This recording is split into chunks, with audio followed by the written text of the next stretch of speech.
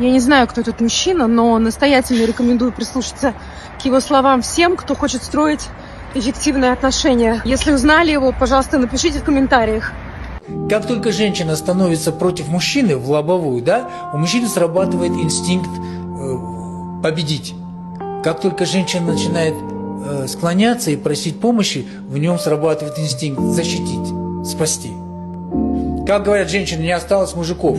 Да если ты такая, сильных мужиков, если ты такая сильная, то и принимаешь решение, то ты сама уже по сути мужчина. А когда к тебе подходит другой мужчина, он чувствует в тебе это, ему гомосексуальный брак не нужен, он же нормальный мужчина. И он уходит от такой женщины. А она считает, что такого сильного нет. А как только подходит сильно, она начинает его ломать. До тех пор, пока не превращает в тряпку. И остается одна. Потом такая решительная, весь день счастливая, а ночью в подушку плачет от одиночества.